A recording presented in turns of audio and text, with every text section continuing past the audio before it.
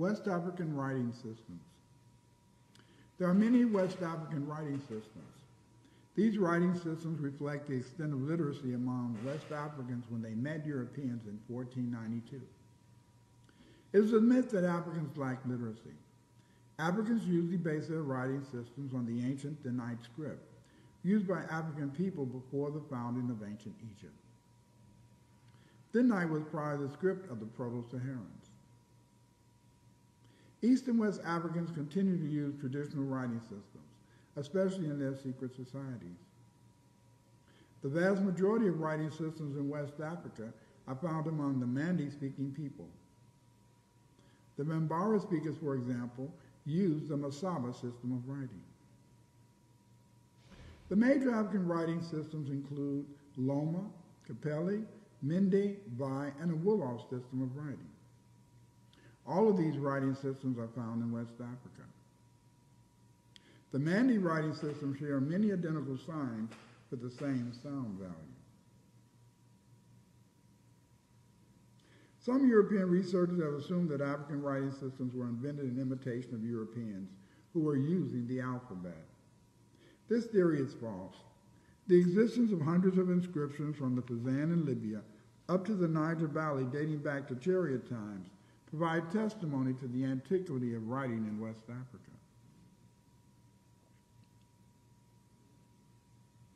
Writing in West Africa is at least 7,000 years old. The oldest writing used by West Africans was Thinite, or Proto-Saharan script.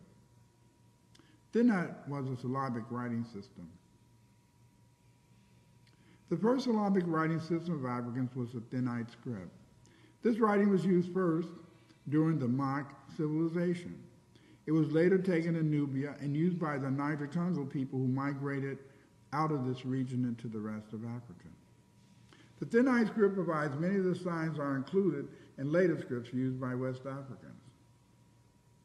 This writing was first used in the Ma Confederation. The Ma Confederation was formed by people who had originally belonged to the Unanian civilization, was extended from Middle Sahara up to North Africa. Most of the people of Ma were centered in the Saharan highlands. In history, the citizens of Ma were called Cushites.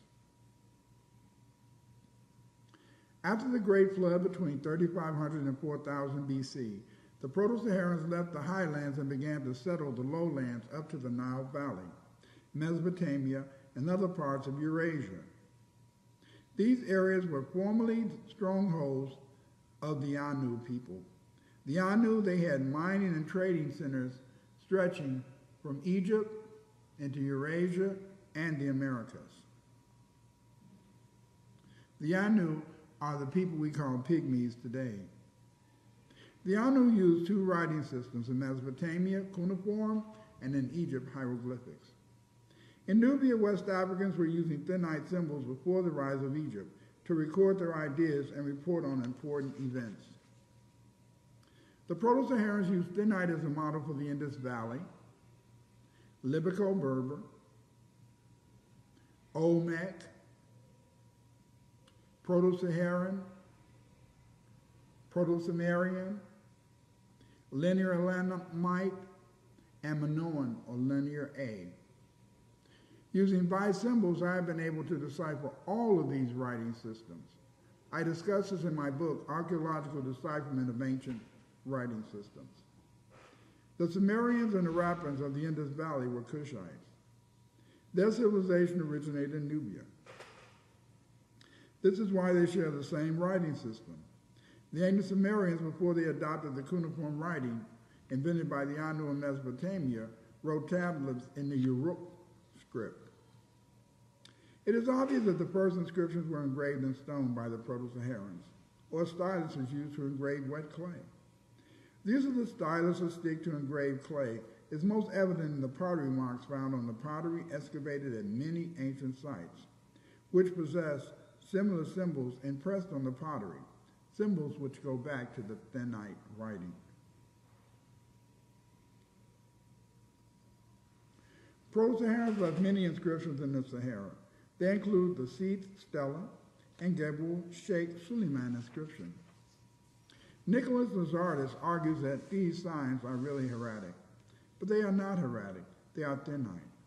This is obvious when we compare the Aman inscription and the Seth inscription. Look carefully at these two pictures, and you will see the signs are not alike. There's another inscription written in Thinite from Gibel Sheikh Suleiman. This inscription is usually not published because it's over the boat on the inscription.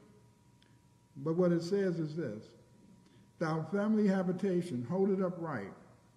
Phase the status on the shore of the watercourse. Cut thou sepulchre, habitation for the family here." Faye preferred to be obedient to the order. Lay low the celebrity in the large hemisphere tomb and offer up libations that merit upright virtue. Pure righteousness is King Faye.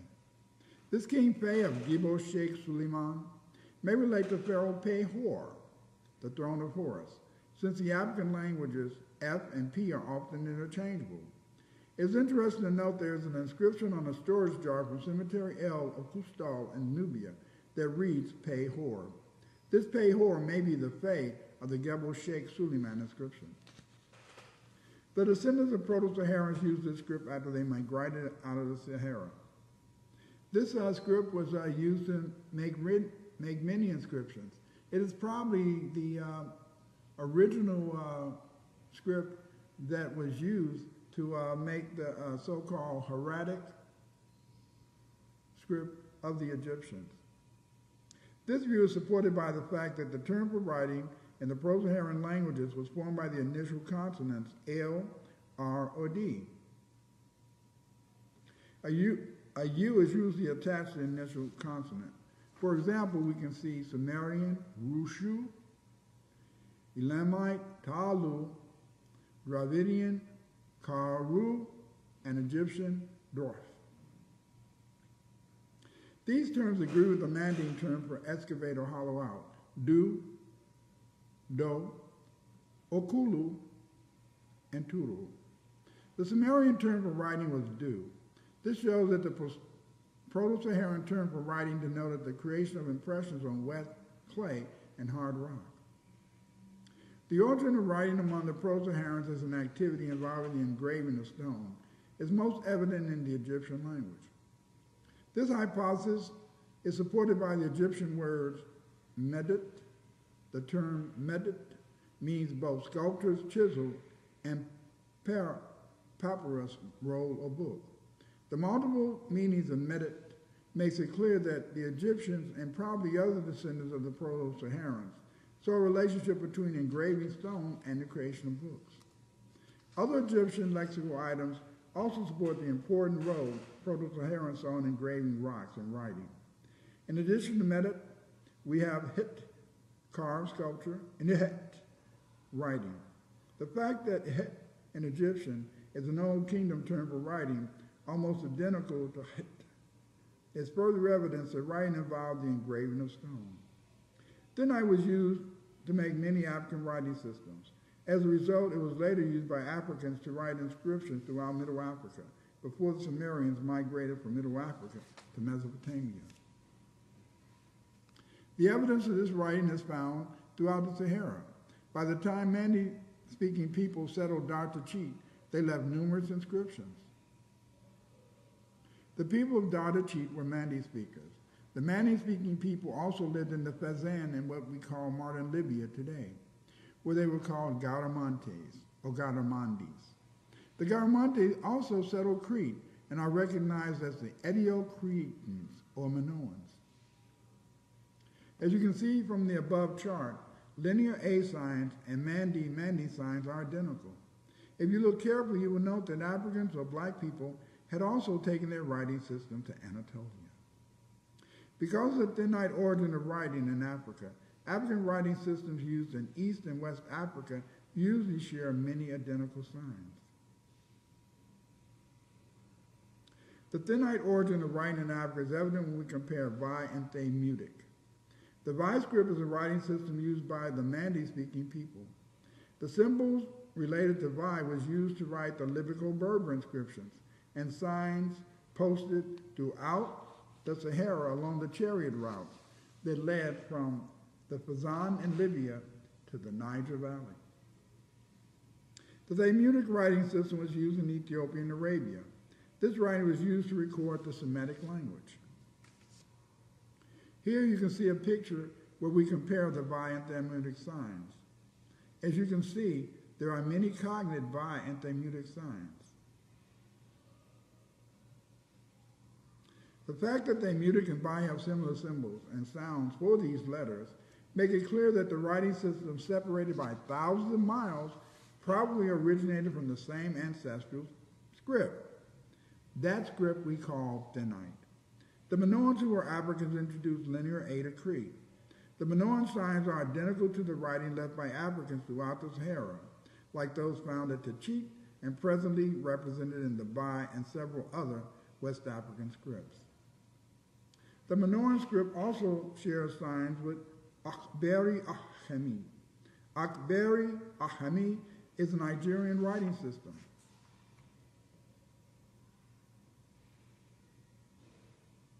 The majority of West Africans formerly lived in the Sahel, Niger, Fezzan, and the Nile Valley.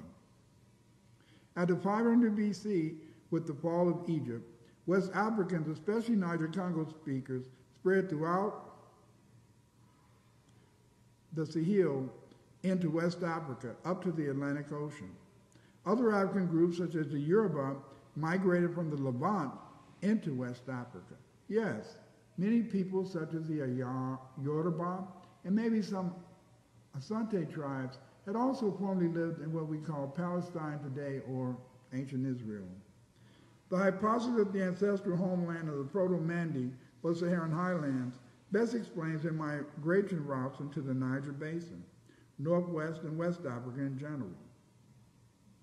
This hypothetical migratory route for the Mandi is supported by the diffusion of Saharan pottery styles, dating from 2500 BC, from the southern Sahara to the inland Niger Delta. The presence of numerous inscriptions in West Africa from the Fezzan to Niger Valley highlights the literacy of ancient West Africans and explains why so many writing systems continue to exist in this area.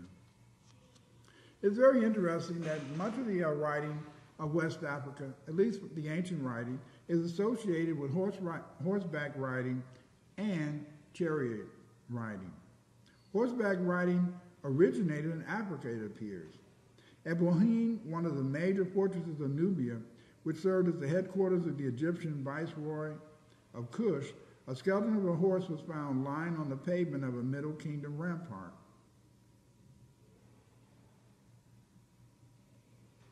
This was only 25 years after the Hyksos had conquered Egypt.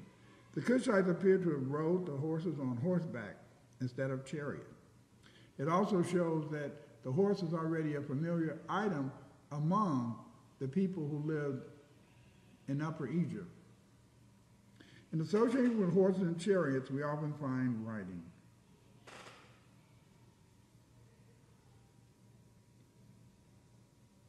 These examples of writing suggest that the Kushites have been riding horses for an extended period of time for them to be able to attack Bohine on horseback. This supports the early habit of Africans riding horses as depicted in the rock art. This tradition was continued throughout the history of Kush. The Kushites and Upper Egyptians were great horsemen, whereas the Lower Egyptians usually rode the chariot. The Kushite cavalry of the 25th dynasty usually rode on horseback. It is clear from the numerous West African writing systems that have existed in the region for at least 3,000 years. This view is supported by the Oued Mertotek inscriptions from West Africa dating back to the Chariot Age, which is dated to 1200 BC. Although inscriptions were engraved or painted on rocks throughout West Africa, Europeans failed to see evidence until the 1800s and early 1900s of West Africans having their own writing systems. As a result, researchers believe these writing systems were created in response to European literacy. This view is false, as proven by a comparison of West African scripts, which share many signs. These shared signs all relate to the Thinite signs. This may explain why West African tribes have tribal signs that are cognate to Thinite and Vi signs. The Dadruka have been separated from West Africa for 300 years, yet the signs and writing systems are cognate to symbols in so-called recently created writing systems. This is proof that the writing systems of West Africa, like Dadruka, are pre-European in origin. As you can see, the Dadruka script is related to West African scripts, such as Vai and Bamun. Whereas in East Africa, writing was openly practiced, in West Africa, writing was maintained by West African secret societies. This is evident in the cover story used by Bukele, the alleged creator of the Vai writing system. This story of Bukele is a myth, because Delafosse had recorded the Vai tradition of an ancient origin of Vai writing. The Mandi-speaking people have never stopped writing their ancient script. It appears that the Mandi are keeping alive use of the script in secret societies like the Poro secret society in West Africa. There is considerable evidence that the Vai writing was invented millennia before 1820. This view is supported by the present signs analogous to the Vai script being found on rocks from the Fazan to the Niger Valley and beyond that make up the corpus of Vai script. Below is an ancient Saharan inscription. Some archaeologists claim it's 3,000 years old. This inscription from Oued Mertatek contains many symbols we find in the Vai syllabary, which provides a key to reading the thousands of inscriptions engraved on rocks throughout the Sahara in West Africa. The Mandi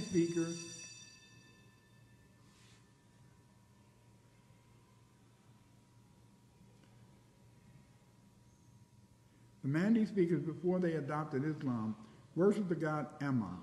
This god Amma was probably the Mandi name for the god Amun of the Egyptians.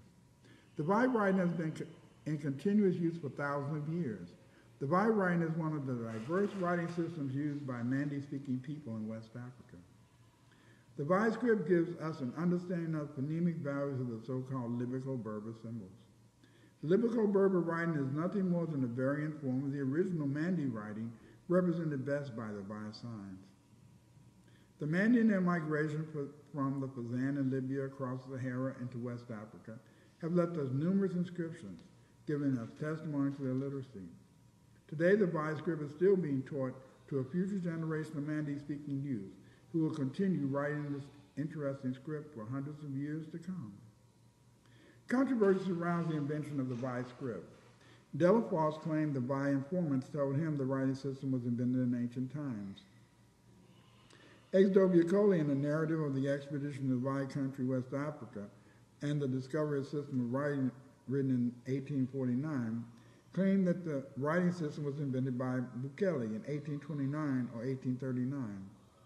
David Diringer in The Alphabet reported that there was a tradition that the writing was invented by a group of 8 Vai. Marcel Cohan, La Grande Invention des Écritures à son Évolution, believed that the Vai writing system was not invented before the 18th century, but more probably the beginning of the 19th century. The story about Bukele's dream is just a cover, used by Bukele to keep members of the Gola Poro Society from being angered by Bukele's open teaching of the Vai script. We know that the symbols associated with the Vai script existed prior to Bukele's alleged invention of the Vai writing because it was known to African slaves in Suriname. In 1936, M.J. Herskovitz and his wife on a field trip to Suriname in South America recorded a specimen of writing written by a man while he was possessed by the spirit Winti. Mrs. Howe, who examined the specimen, wrote that most of the component parts are to be found in the syllabaries of West Africa, which we have just discussed. The British took over Suriname and ended slavery in 1799, years before Bukele alleged the invention of the Vai writing. As a result, there is no way a descendant of a Suriname maroon runaway slave could have produced the writing under possession by the spirit Winti if the writing was invented by Bukele. If you read the history of Bukele's alleged invention of the Vai script, we discover that Bukele dreamt of the Vai characters. He was able to reconstruct the symbols not by deeply meditating on the dream. Later, Dubois retired from his work as a steward and returned to his hometown. The Vai chieftain also helped. But he couldn't forget the idea of having a means of writing. He asked himself, why can't we have something like this for our own Vai people? One night he had a vision in which he saw a tall white man who said, "Dualu, come, I have a book for you and your Vai people."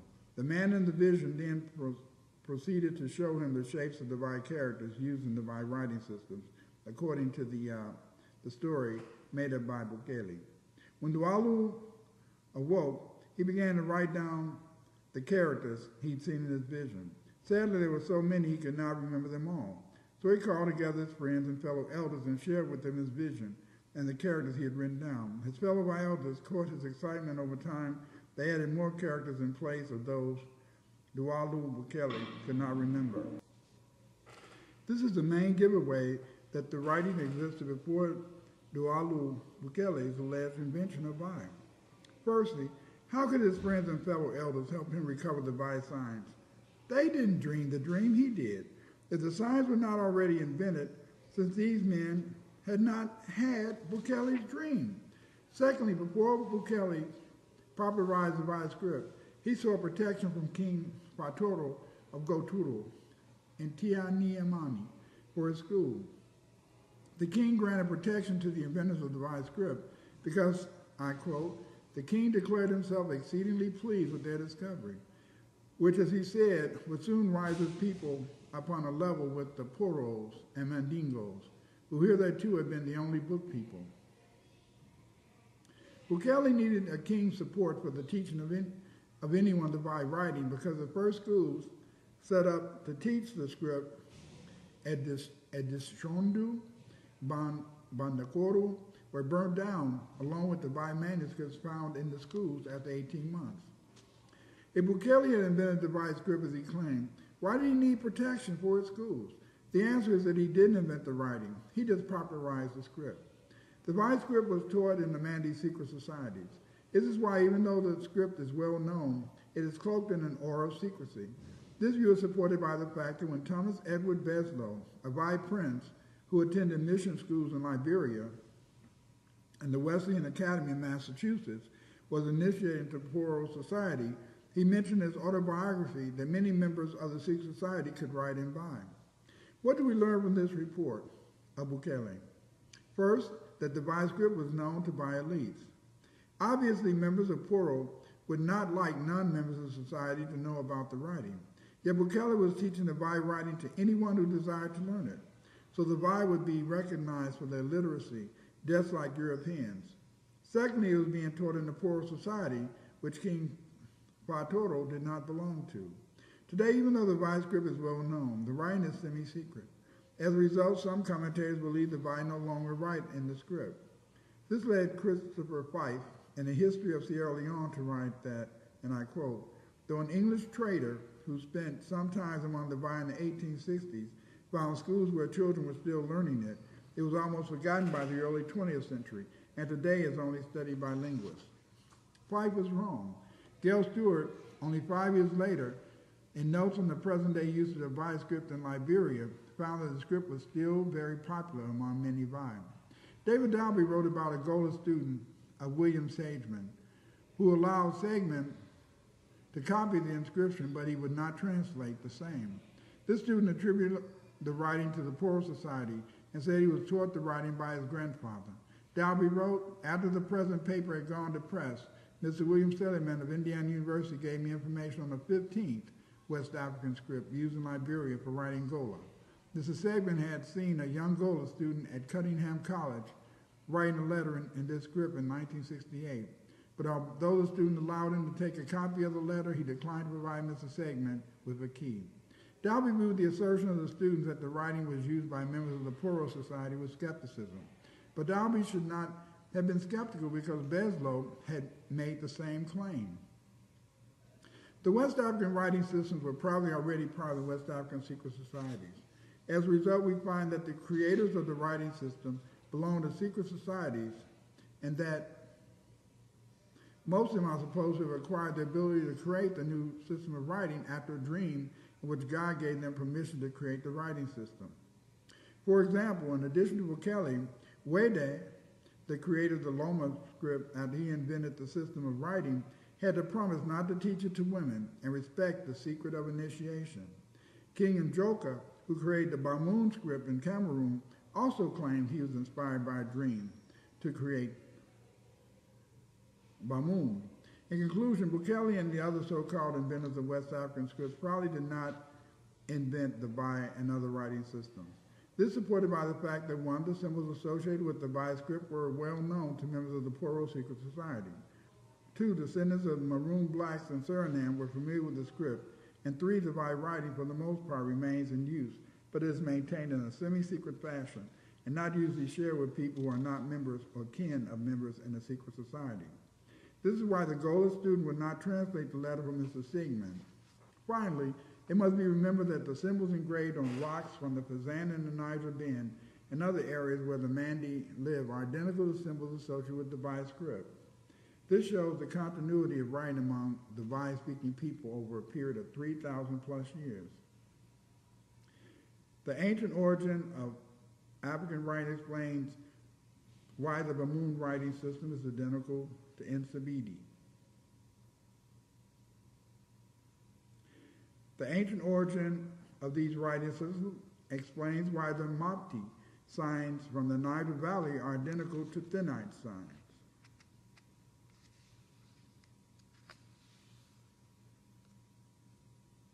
The ancient origin of writing in West Africa explains why the Dogon signs are identical to Bambara signs.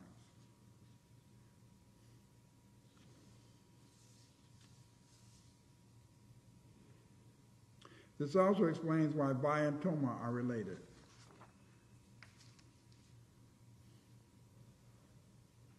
Further confirmation of the ancient origin of writing in Africa, West Africa that is, comes from the fact that black Africans took their writing systems with them to the Americas. The first Americans introduced writing to the Americans were the Olmec. They took writing to Mexico around 1200 BC. The first researcher to recognize the Olmec writing was Mandi, was Leo Viner. He wrote in Africa and discovered America of his discovery. He recognized that the writing on the statuette was written in Mandi characters. We also find Mandi writing on other artifacts from ancient America.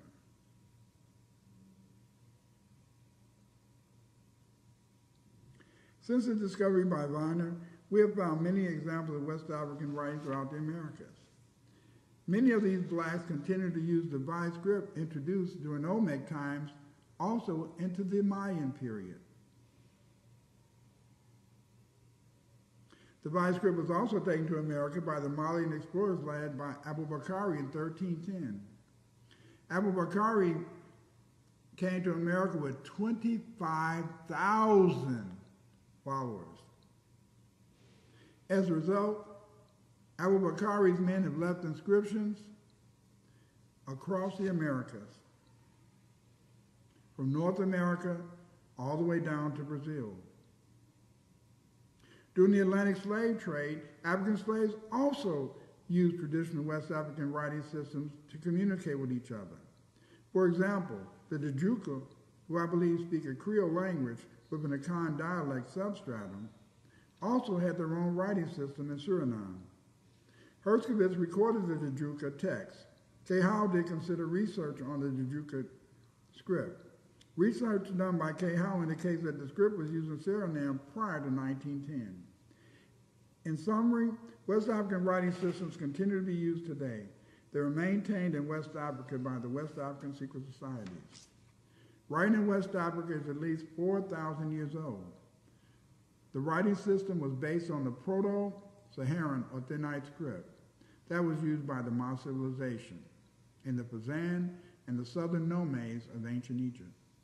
The evidence from Suriname, symbols on the rocks near West African settlements, and the continued use by members of the Vai secret societies support Delafosse tradition that the Vai writing existed in ancient times and that West Africans had writing systems before Europeans came to Africa.